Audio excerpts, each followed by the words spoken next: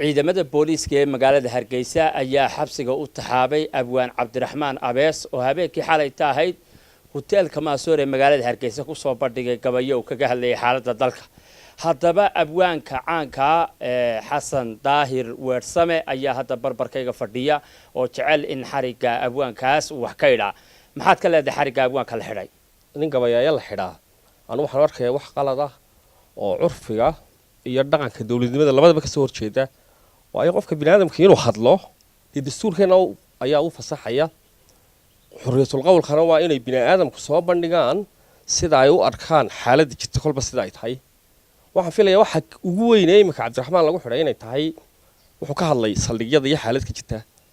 xaaladda uu ka sheekeynaya Cabdiraxmaan ee saldhigga ka jirta xaalad sugan bay ahayd. haddii ay dawladdu leedahay wixii aad Cabdiraxmaan oo sheegtay waa been isaguna cadaynteedii uun baa laga rabo wax cadna waa haydo waa loogiyo Ilaahay dadku way ogaayeen annaga ogeyn inay dhacdada noocaasi saldhigaasu koodbuur ka dhex dhacday ana ogaa oo malaayiin kale dad ogaa laakiin haddii dawladdu tiraahdo cid alla cid kastoo ceeb aragtay waa la xirayaa taas caqli noqon mayso kolka san waxa way kaanaysaa imika dawladdu inay dagaal cad kula jirto way kaanaysaa dadkii gabiyay dawladdii inay dagaal kula jirto way kaanaysaa dadkii gabiyay kolka waxaan anigu leeyahay xariga Cabdiraxmaan waa qalad sharcina maaha curfiga dadnimada ee caadiga ah kuma jiro.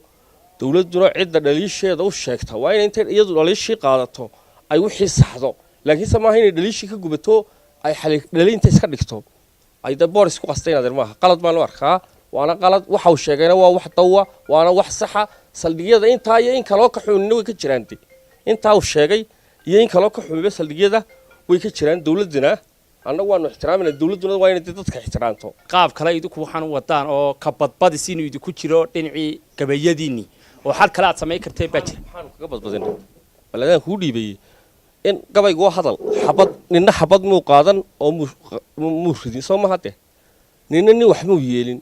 horta gabaygu waa hadal inaad dadku hadduu hadal ka damqado hadal hadduu qofka bini'aadamka ka damqado kolkaasi siduu dadkii la isugu wadi karaya ilaa ninka gabiyo uu hadlayna adeere wax kale oo hadalka weyn oo sameeyay miyuu jira kolkaas siday anagu uga badbadinna ma waxba yaan la sheegin baa badriyow saxaafaddu waxbay sheegtaa bini'aadamka kale oo dhan caadiga waxbuu sheegaa ninka gabiyaanada dadku la mid yahay hadduu wixii jira sheego miyuu ka badbadiyadaan ku dhibay waad ka badbadis baa tiriyay.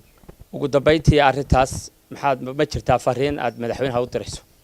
madaxweynaha inaan isaga fariin u diray madaxweynuhu waxaan u ogeyn ma jiradii hadduu ninkaasu gabayaagii qalad laga tirsanayna waxa fiican maxkamadda dayn la tago oo la yiraahdo qofkaasu defamation of character buu booliskii ku sameeyay ha iska dulqaado. laakiin se qofkii haddii xafla siiyo la xiro uun taasu waa cabudin madaxweynahana waxaan leeyahay madaxweyne taas waa cabudin booliskana cabudin bay ku tahay inaguna sharci baynu ku wada joognaa. laakiin haddii maalinba qof la xiro waxay noqonaysaa meesha sharciyadii baa ka baxaysa waxay noqonaysaa xoog bay wakaanaysaa.